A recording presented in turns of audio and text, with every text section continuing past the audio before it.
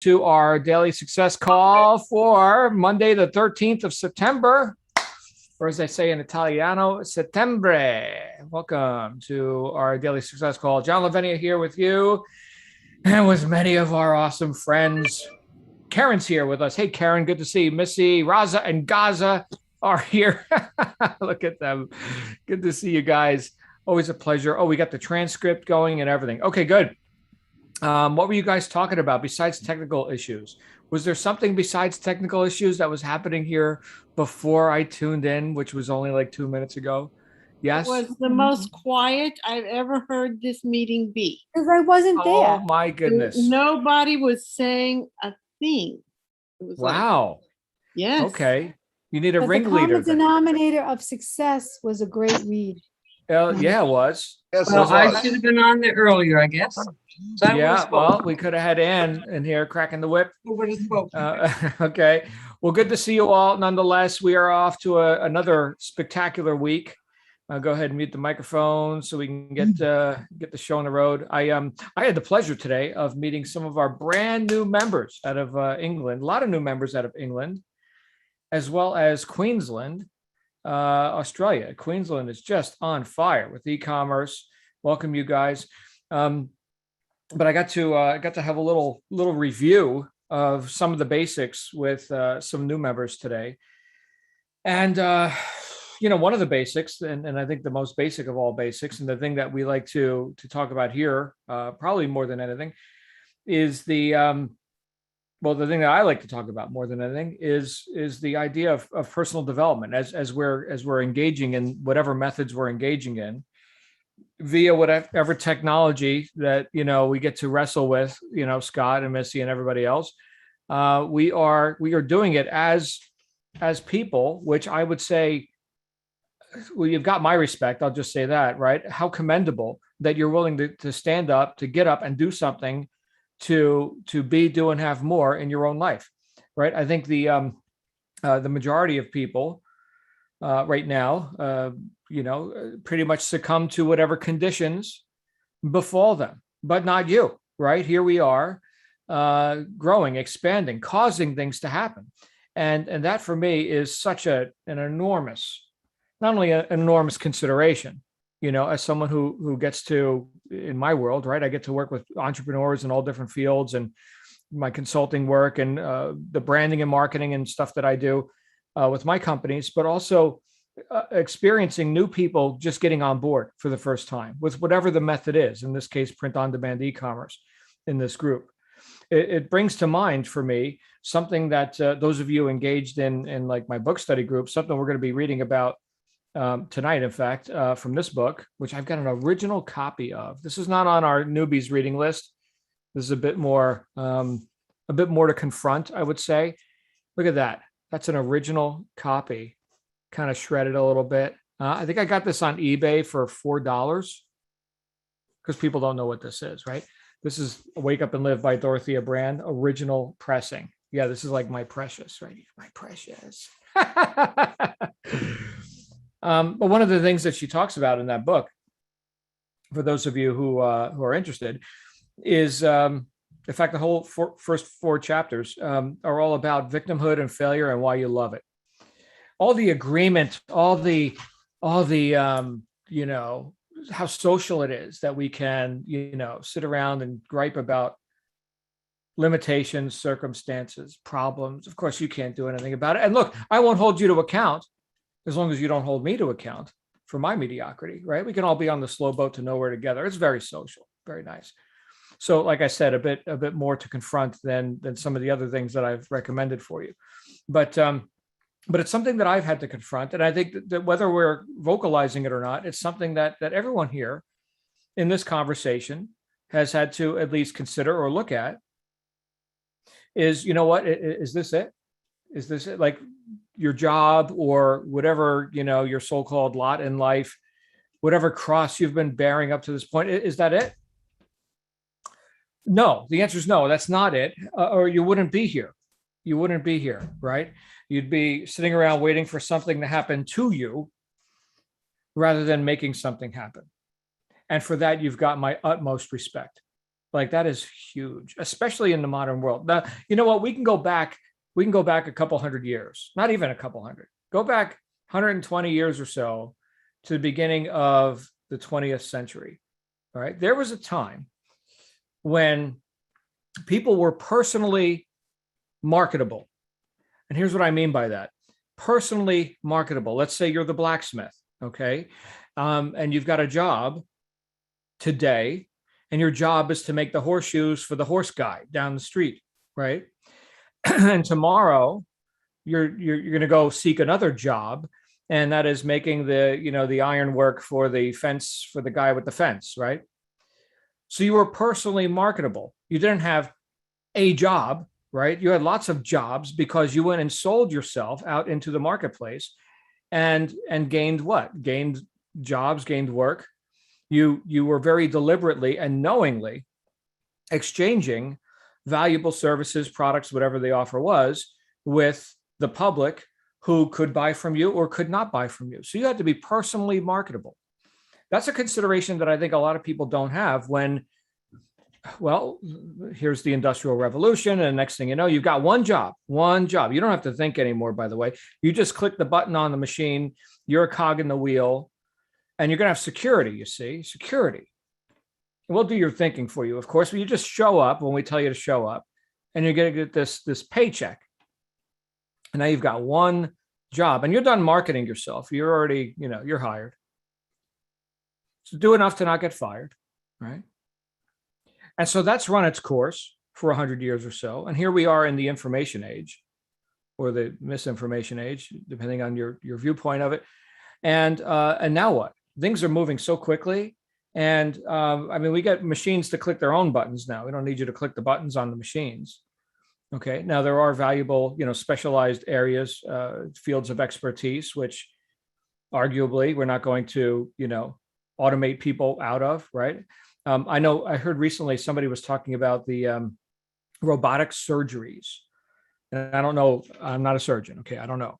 But apparently there are machinery that are more precise than any human could be. All right, does that mean the elimination of humans?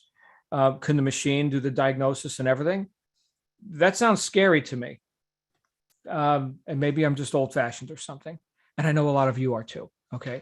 But I kind of like the idea of having competent people involved in decision making with something as important as the future sustainability of my body and things like that. And I'm in great health, and I'm very blessed and I'm grateful. However, right, the point that I was making was that the marketplace has changed so thoroughly that if your approach is the same approach that the blacksmith had, or that not the blacksmith, but the guy at the factory, right? You really have job security? I think a lot of people have been disabused of that illusion, right? So how do we move forward? How do we move forward? Well, let's look back. What worked before?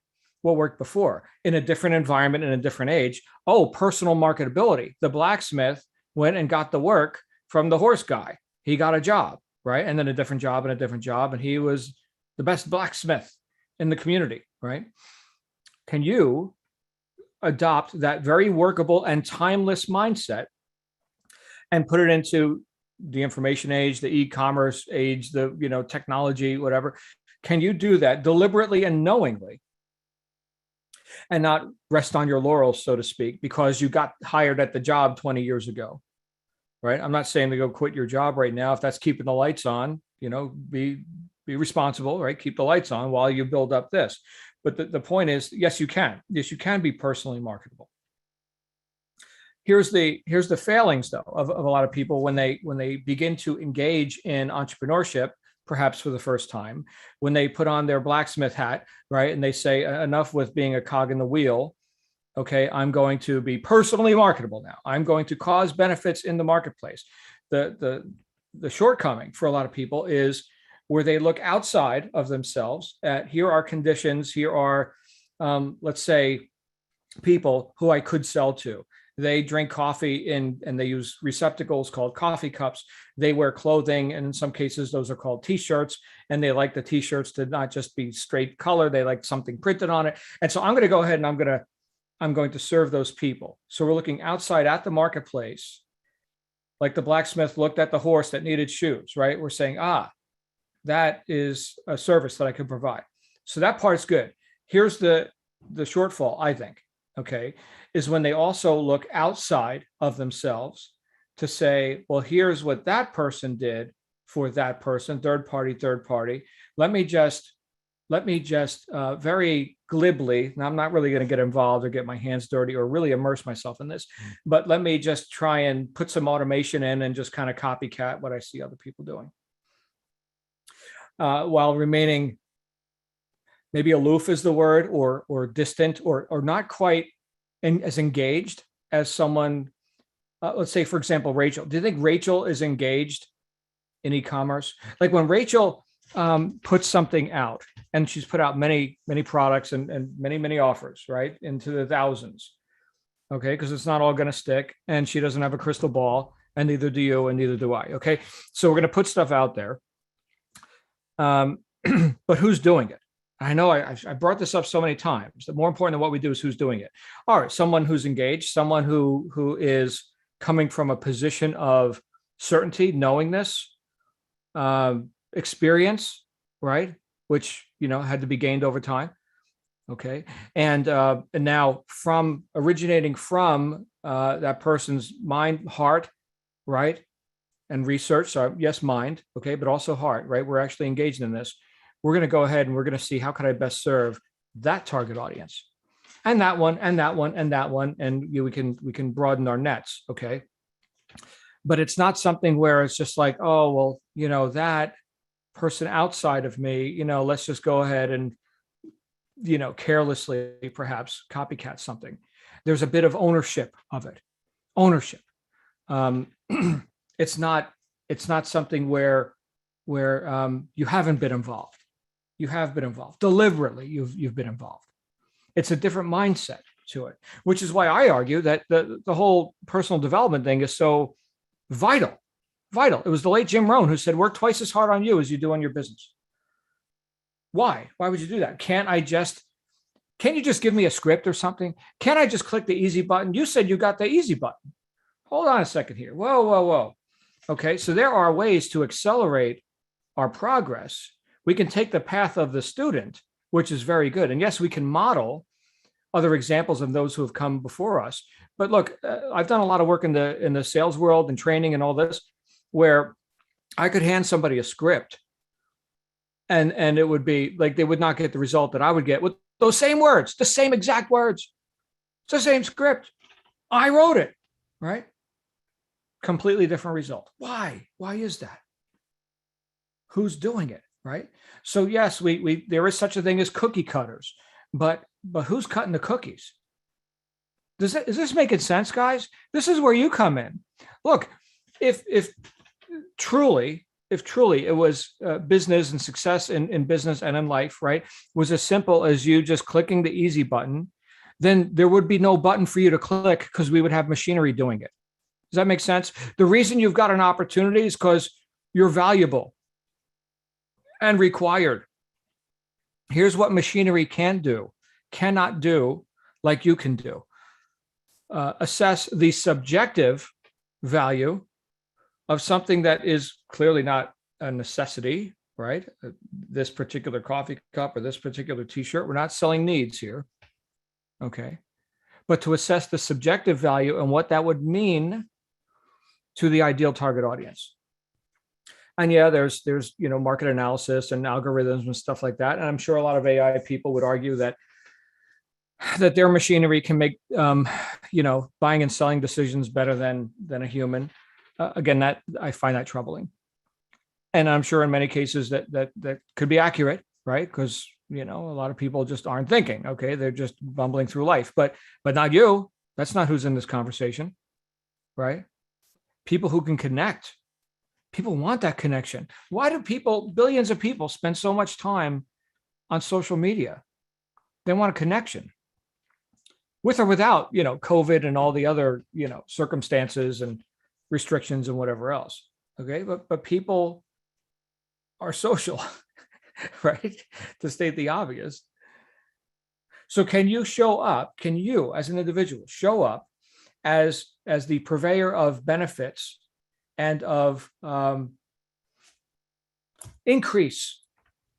Can you lift people up, not as a machine, not as somebody just copying, but as someone who can assess, because you're actually involved. You can assess what's going on in this segment of the marketplace, which you intend to serve. And you could show up in a way that nobody else can. I don't mean to get mystical or anything with you all, but look, if we just look at the statistics, we could say, oh, here are people engaged in the exact same actions, the same doing this, the same tech, the same stuff, totally different results. Why? Great question. Great question, right? I'm telling you why. Who's doing it? We look at someone like Rachel, not to just give her a tongue bath, but she's become very competent in this space, obviously, right? Okay, well, what has she done? Well, the point is that she's done it, and she's done it so thoroughly and to such a great degree that there is no doubt, there is no imaginary roadblock between her and the marketplace at this point. She knows how to reach into that and how to cause that communication to actually get through. The more you engage in this, the more you really immerse yourself in not just the technology of this all, which I know a lot of people, we get to deal with technology. I got it. Okay, that's machinery, whatever. Okay, but the more you engage with the marketplace, the more valuable you could show up as in that marketplace. And you might even be thinking, well, John, via e-commerce, it's not like, hey, I'm Scott Kelly, buy my stuff, right? So that's not necessarily the conversation. Okay. But keep this in mind, that behind every coffee cup, behind every website, behind every t-shirt, behind anything that somebody could click on and buy, someone had to originate that. These things don't just spring up out of the ground. All right. To quote Gimli from The Lord of the Rings, dwarfs, just spring up out of the ground. No, they don't. But as you engage in that, you're going to find that you do become more valuable. And look, this could be a stepping stone, right? Rachel runs multiple enterprises. Okay. So let's say right now you had $500,000 that you could put towards a business, which you may or may not have. I don't know your financial situation. So, or let's say you could acquire $500,000, just to throw out an arbitrary, somewhat robust number. People invest more than that all the time into franchises and things like this. Okay. But let's say you had that capital available to you, or you could cause it to be available to you. Would you be engaging in other businesses, perhaps in addition to this? You would be. I would argue that you would be. I mean, how much money, just talking about money now, how much money do you actually have to invest to get a print-on-demand e-commerce business running? Right? It's less than 500,000. I'll tell you right now, a lot less. Okay, so could you put that money to use in other ways? Hey, let's get into rental property, real estate. Hey, we're going to do the franchise thing. How about the sourcing, the white label, the private label? Yeah, okay, you got capital. Let's put that money to work. Okay. And hopefully you do put it to work and not do stupid stuff. Like what I did when I started making big money was, end up with 5 cars at one time, $500,000 worth of cars. Only had 3 spots in my garage. I had to park 2 of them on the street. That's not an advertisement of what to do. That's what not to do. Okay. Don't do that. All right. So yeah, you would find hopefully gainful employment for that money. So can we just fast forward the tape a little bit here? Okay, can you, as a powerful and competent individual, think ahead a little bit and say, you know what, I get this going here with, the small investment or whatever, and let's get this running. Let's get some momentum here, and then let's add methods. Now this has momentum. Now let's add methods. And yes, engage in new complications and new barriers and new problems and everything else. But because we've got more reach now, Rachel, again, to use her as an example, she's got more reach. She started with this, right? This is working. And now we can reach further. And we, as individuals who are about increase, right? And who are about ever, expanding and more full self-expression and everything else, right? Because we're individuals and we've got subjectively, we've got desires, right? We've got goals to reach, and hopefully you do, right? Can we just think ahead a little bit? Not as just operators of the machine, but as people who are building an empire, your own business empire, which includes print-on-demand e-commerce. That's nice. And now here we are 5 years from now, guys. Picture this. We're having this conversation. Welcome to our daily success call, everybody. Right? And I remember Anne back when all she had was like the print-on-demand e-commerce. And now she runs the corporation and the thing with the guy, not to mention the foundation she started. Man, I see the smile on Anne's face. We're just postulating now. Could that be? Yeah, that could be. That could be. Right. I'm just fast forwarding the videotape a little bit here. So there's a bigger game afoot, right? And if this is what gets you on board, all right, then get on board with this. Here's some methods that you can engage in. Nice, right? Get your chops. Learn how to pull the sails up on the boat or whatever, right? All right, now you're captain, right? But the whole time you're captain right here. The whole time you're captain here, right? That transformation happens before the financial transformation, or before you have leverage, and before you've got a crew manning the ship, or plural ships. Now you're the Commodore, to quote, Pirates of the Caribbean. I recently watched that with my daughter. Again, Pirates of the Caribbean, Commodore, right? You've got a fleet. That feels nice, doesn't it? That feels nice. Okay, well, feel nice now at the outset, right? No, that's where you're going. That's where you're going. That's what drives all this. That's the value of showing up in conversations like this. That's the value of overcoming the barriers and the tech and the whatever else, right? And I get it. Okay, but I'm saying that who you are is more valuable than you may give yourself credit for. If you weren't needed, there'd be no opportunity here for you. Machinery would do your job. Obviously, we've got a few people here. There's a big marketplace that needs to be served, and they like different stuff every day. Impossible to saturate. You're so in the right place. But now please be the right person. You're in the right place. Just please be the right person in that place. That's my message for you today. And I hope you got some mileage out of it. Because it's with great respect and love that I offer you this stuff, right? Regardless of what methods you're applying, I celebrate entrepreneurship and for people who are willing to lift themselves up and do something about your situation. Make something of yourself, because if not you, then who? I am done talking. I'd love to open the floor. If anybody else would like to talk, please commence talking. Start. Michael. Here we are. Yes, you are. It has been an intensive week, I gotta tell you. Holy cow. For those people who haven't joined the Launch 100, the last Saturday was like an all day, like a 6-hour thing. Mm-hmm. It was incredible. It was like 3 speakers. They were just amazing. They really helped. They talked about how to do a lot of the things that we're having issues with. I mean, other than the technical issues, which kind of goes beyond that. But it was really rewarding to be able to be part of that.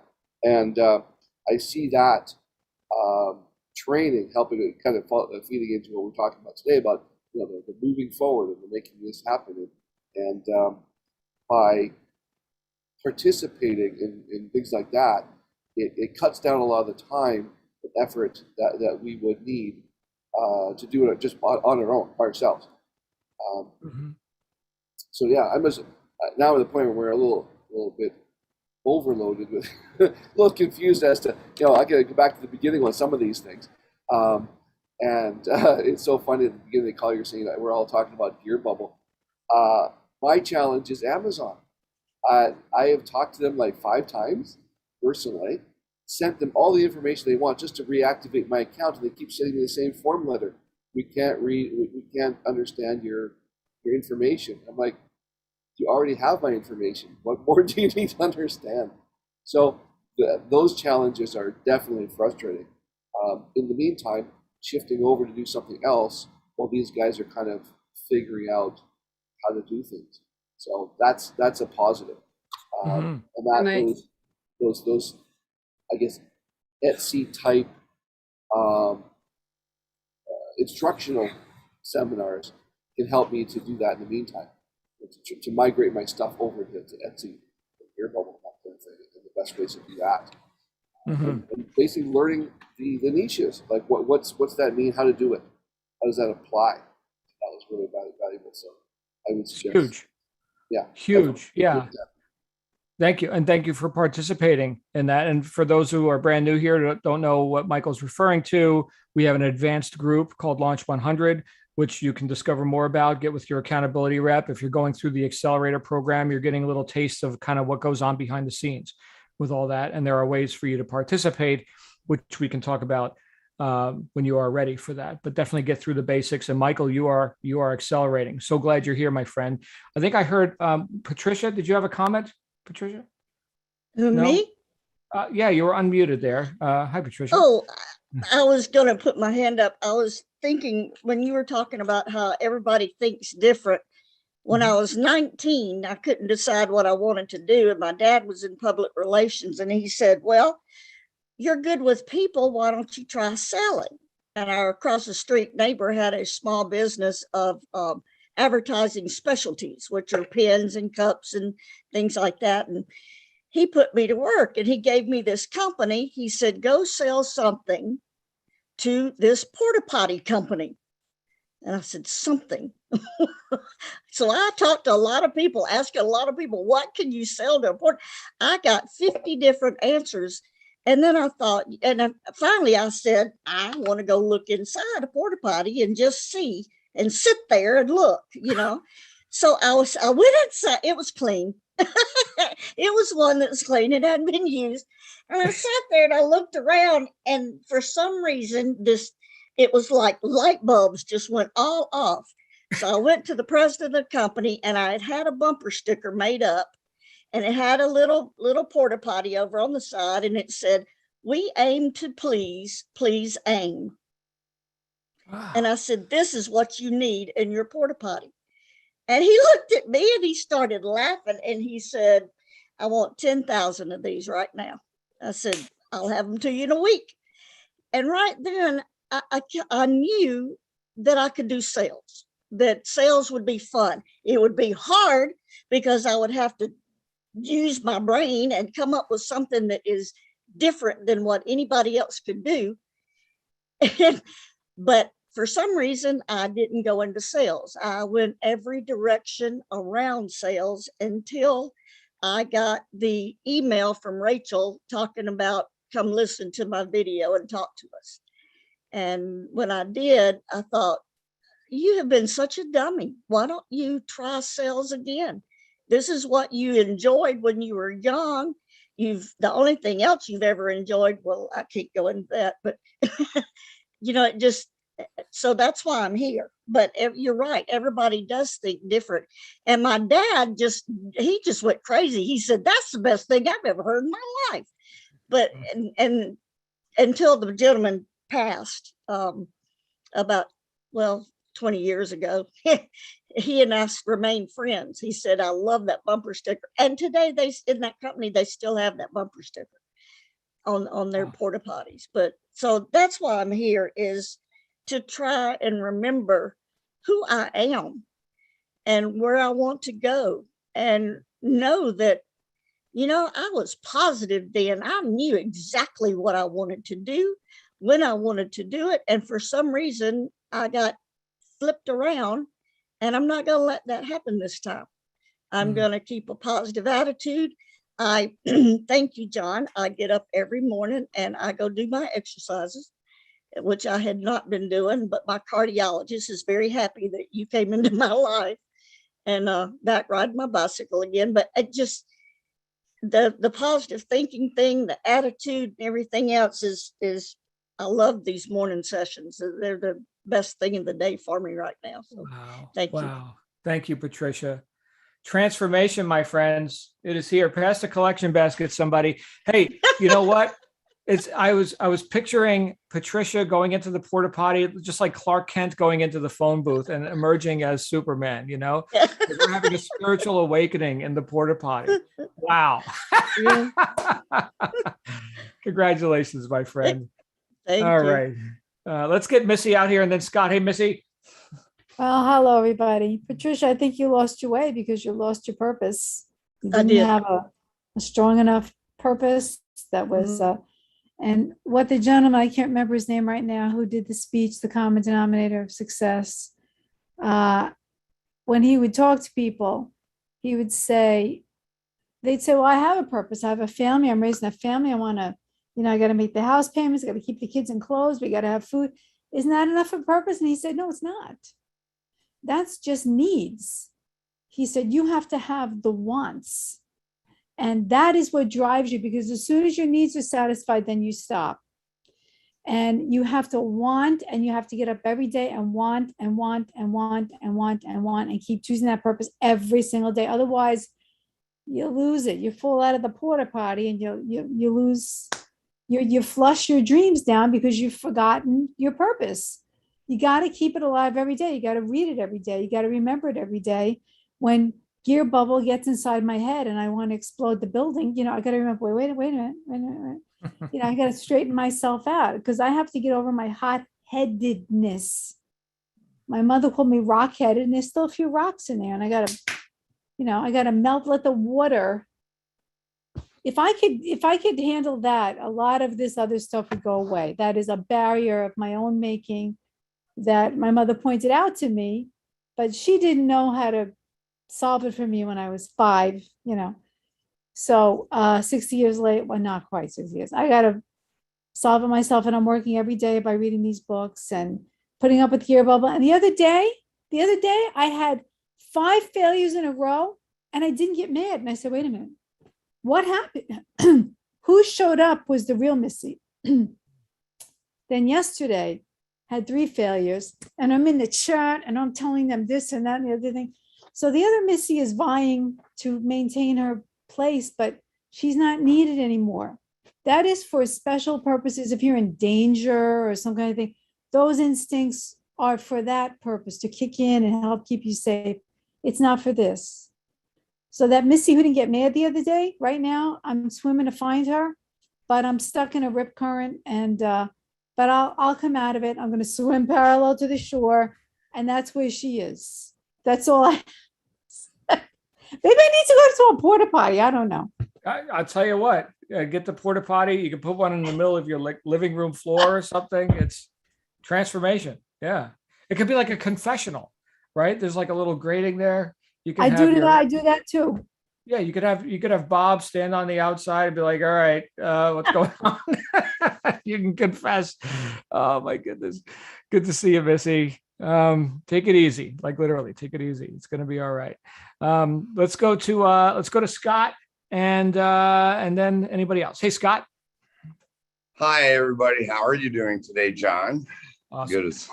Awesome. Yeah, it's funny. You brought up a lot of good things today. I mean, just some awesome stuff. You took me back into my lifetime when I started out one of my more successful businesses. And I remember the things I did and why I was doing them. And my purposes were big because, well, I needed money, and I relied on my own talents. I went out and I took all my know-how and everything I did, and I put it into it, and I put my passions into it, and everything that I had to do was new to me, of course, and just like it is today. And I really, really took to heart of some of the things I did, and I take them to heart today of what I did because they worked,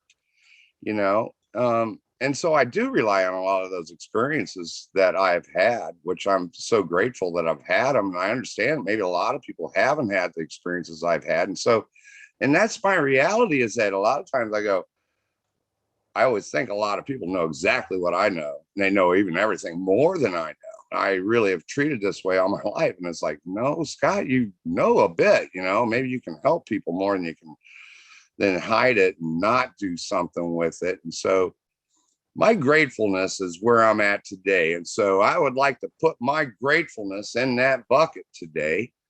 of charity to everybody and of who I am and what things are going about and all these struggles and the confrontations. No, it's not that way. The minute you start asking for some of these things and the minute you start believing that you have them, well, and when they come to you, just like if you're sitting in a porta potty and your lights go off, write it down, pay attention to what's happened there. That's an important moment to recognize what you just received. And it's something you're asked for, possibly, but look at it. That's about all I've really got to say. Great motivational gifting stuff today, John. Thank you so much. Awesome. Thank you, Scott. So glad you're here. I'm motivated. I'm like ready to go find a porta potty. I'm like, yeah, thank you. Thank you for that, Patricia. So since we don't see any other hands, let's go ahead and wrap up. I do want to acknowledge Lisa in Melbourne, Australia. Lisa with us at 3:15 in the morning. Well, 3:50 now. Obviously, we've got people all over the world. There is no one right time to do this. So this is when I'm available. This is when we do it. I think you guys know I'm running multiple businesses. I'm a friggin' madman. But we get together here each day at 1:15 p.m. Eastern US time, 3:15 a.m. in Melbourne, 6:15 p.m. in London. And anyway, go to worldtimeserver.com and you can figure out what time it is where you are. Anyway, I love you guys. Thank you. We're going to get together tomorrow with Karen. Okay, so tune in for that. Same bat time, same bat channel. And then I'll be back here with you on Wednesday. And then Thursday, we're going to figure out something because well, I'm on a plane and Karen's not going to be available either. So I may pre-record something for you. You'll just have to see what that's going to be. Maybe something good, maybe something bad. We'll find out.